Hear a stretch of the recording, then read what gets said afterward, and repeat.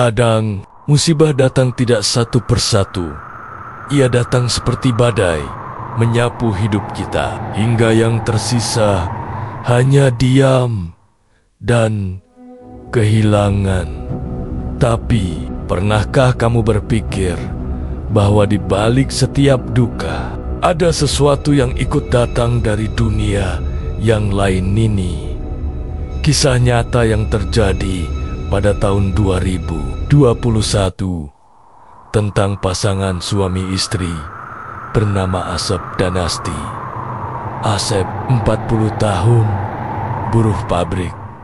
Asti 33 tahun, ibu rumah tangga dengan 3 anak kecil.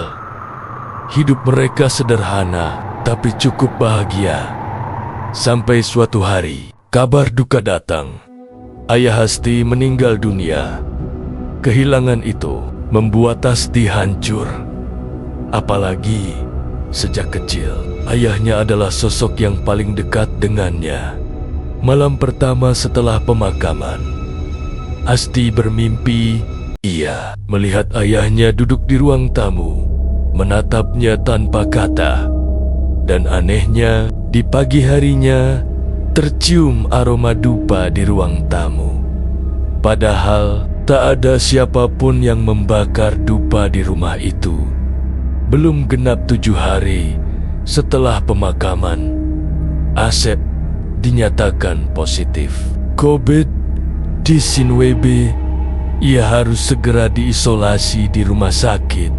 Asti terpaksa mengurus anak-anak sendirian dalam kesedihan yang belum sembuh, dan ketakutan yang baru dimulai malam-malamnya menjadi panjang dan sunyi. Dan setiap kali ia memejamkan mata, bayangan ayahnya selalu datang. Setahun berlalu, Asep sembuh dan kehidupan tampak kembali normal. Tapi entah kenapa, Asti mulai sering melamun. Kadang di tengah makan malam, ia tiba-tiba berkata, "Kang, si Ujang lagi duduk di warung ngerokok." Asep terdiam karena saat itu benar, Ujang memang di warung. Awalnya mereka kira hanya kebetulan, tapi kejadian itu terus berulang. Asti tahu hal-hal yang bahkan belum terjadi di depan matanya. Asti berteriak, "Pergi! Jangan ganggu aku! Pergi!" Tubuh Asti kaku. Matanya terbuka lebar, tapi kosong. Dari mulutnya keluar suara berat. Suara seorang laki-laki tua. Dia belum bisa pergi. Malam itu menjadi malam yang tak terlupakan. Sampai akhirnya tubuh Asti lemas dan pingsan. Namun sejak malam itu semuanya berubah.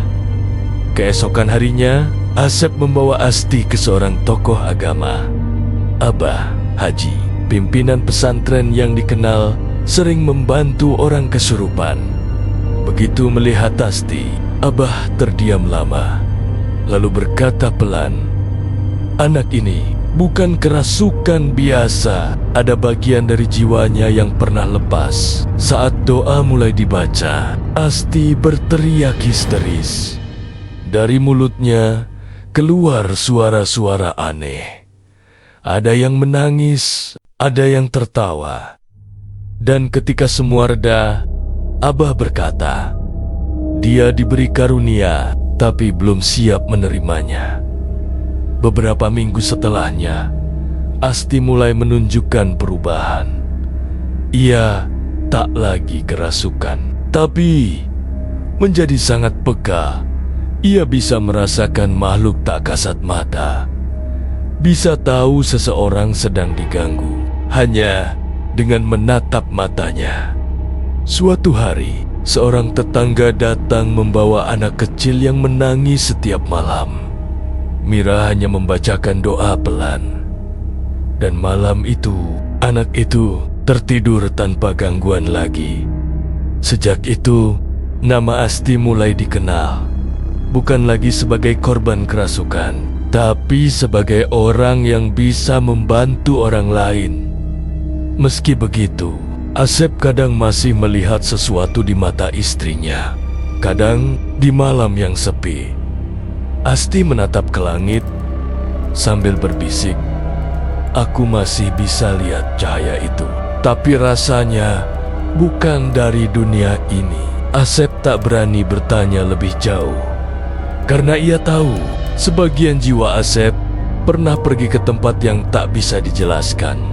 Dan mungkin sebagian kecil darinya masih tertinggal di sana.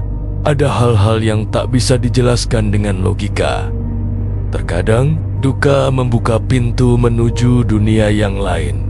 Bagi Asti, kehilangan bukan hanya membawa air mata, tapi juga membuka mata batin yang tak semua orang mampu menanggung.